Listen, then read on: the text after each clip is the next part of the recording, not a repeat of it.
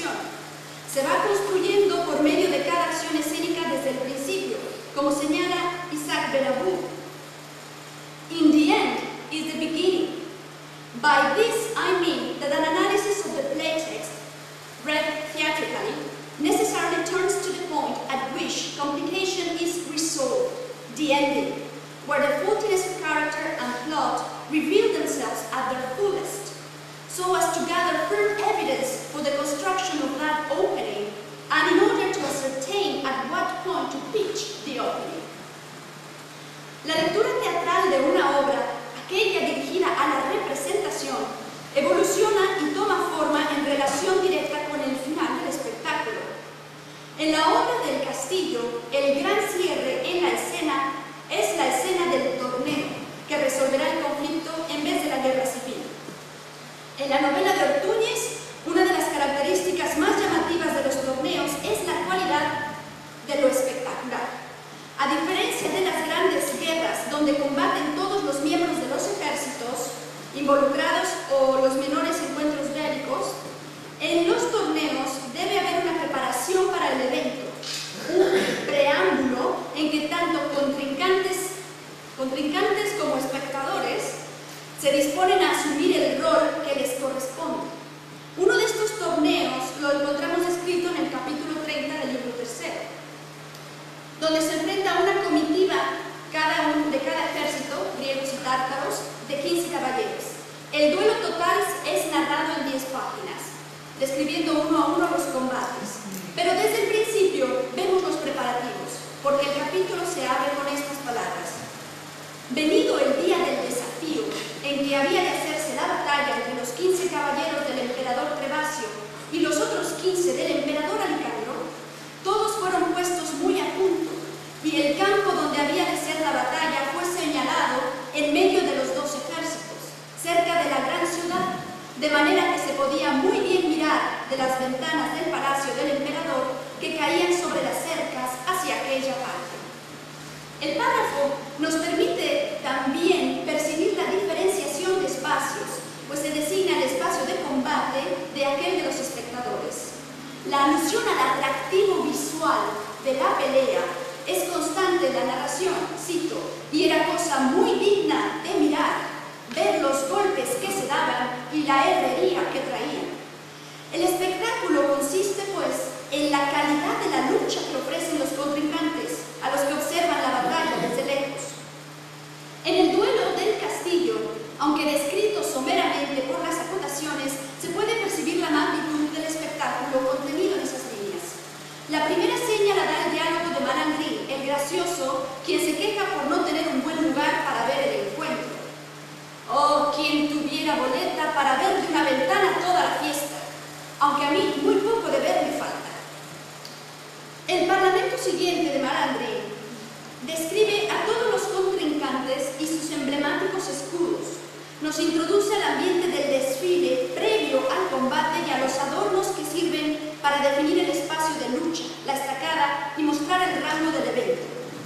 Aunque en la escena del torneo el diálogo es muy breve, hay dos acotaciones que describen la acción. Una lectura literal de ellas nos conduciría a un final artificial y poco contundente, de ahí que el enfoque teatral sea tan necesario. La primera acotación dice: descúbrese el rey Nicanor en un trono. Salen Meridián de su tienda y hacen la entrada por el palenque Febo, Floriseo, el Fauno, Rosicler, Claridiana y Lindabridis, todos con armas, y delante criados con los escudos, como han dicho los versos. Y en llegando delante de Nicanor hacen reverencia y ocupan sus puestos. La entrada por el palenque es la clave para visualizar el grandioso desfile de los participantes. Esta palabra puede hacer alusión a dos realidades distintas, pero que a través de la magia teatral pueden significar la misma cosa. Palenque, según el diccionario de autoridades, podía ser entendido como, cito, la valla o estacada que se hace para cerrar algún terreno en que ha de haber lid, torneo u otra fiesta pública. Acepción que encaja perfectamente con la situación de la obra, pues los contendientes se preparan para iniciar el torneo. Pero también significa, y la segunda acepción dice, un camino de tablas que desde el suelo se cuando hay entrada de torneo u otra función semejante. De modo que designa un accesorio teatral específico y podríamos leer la frase como una nota de dirección escénica que contribuye a la espectacularidad de la secuencia. Las acciones exactas no son mencionadas, pero a pesar del vertiginoso diálogo, uno puede adivinar la coreografía congruente al momento escénico. La segunda acotación, mucho más breve, dice así: repártense a un lado Lindabridis, Claridiana y Meridiana, a otro Rosicler, Febo y Floriceo, y el fauno en medio, y se crea el suspenso previo a la batalla. Enseguida, después de una línea de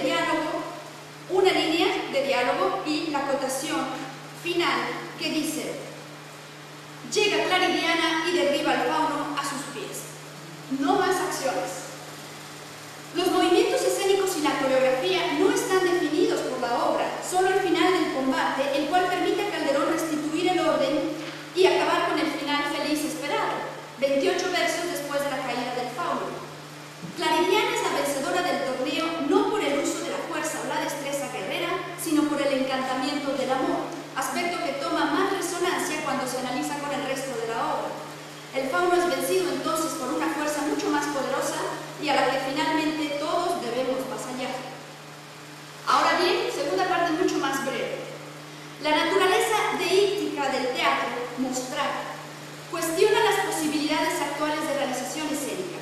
Si enfocamos la atención a estas dos secuencias, el principio y el final, la guerra y el duelo, se levanta la pregunta sobre la manera de representar la violencia en escena, sin olvidar además que se trata de una comedia de efecto irrisorio, es decir, una obra dramática cómica, según la división que Ignacio Arellano propone en su libro sobre la convención y recepción.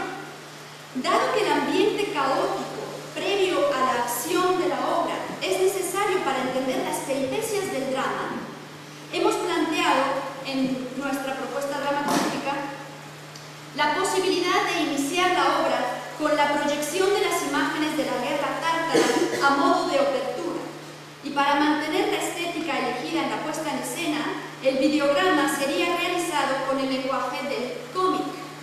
No es lugar aquí para extender las explicaciones sobre la influencia de este arte en la cultura popular actual. Digamos solo que sus posibilidades expresivas, sobre todo en torno a la violencia, son herramientas de gran utilidad para nuestro proyecto. Les muestro aquí un par de vestuarios que ya han sido diseñados. Este es Meridiano, el hermano, y Claridiano, que es Claridiana vestida de hombre. Son sus armaduras, porque Claridiana, por ejemplo, tiene también traje de dama. Así pues, ya en los corrales, la tecnología auxiliaba la presentación de escenas violentas, como indica Ruano de la Asa en su libro sobre los corrales comerciales. Muchas apariencias presentan cruentas escenas de sacrificios y torturas que por razones obvias no podían representarse sobre el tablado. Así nosotros hacemos uso de la proyección y de las calidades técnicas de los dibujos animados para nuestro propósito. A esto se añade el imaginario del espectador contemporáneo, que ya incluye una serie de predisposiciones para decodificar la información que se le muestra. Las percepciones del público del siglo XXI, los nuevos lenguajes escénicos y la sociedad tecnologizada en la que vivimos exige un tratamiento distinto de nuestros textos clásicos. El duelo a muerte tendría que ser ejecutado por los actores a manera de coreografía de combate, ayudada de la creatividad y el arte tecnológico, especialmente en este caso del sonido y las imágenes en directo.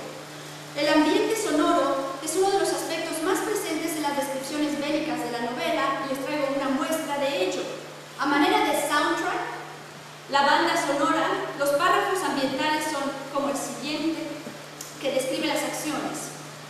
De esta manera, era la batalla entre todos ellos la más bien reñida y golpeada que jamás se vio de tantos caballeros, que todos los que la miraban parecían tener los oídos atronados con el continuo resonar de los duros y espesos golpes que se daban, que no hubiera más ruido si 100 herreros estuvieran ahí juntos martillando. Así, y ya para terminar, observamos pues que la escena tecnológica ofrece nuevas herramientas para la interpretación interpretación de la obra, pero han de usarse sin quebrar la armonía de la escenificación integral. El sonido,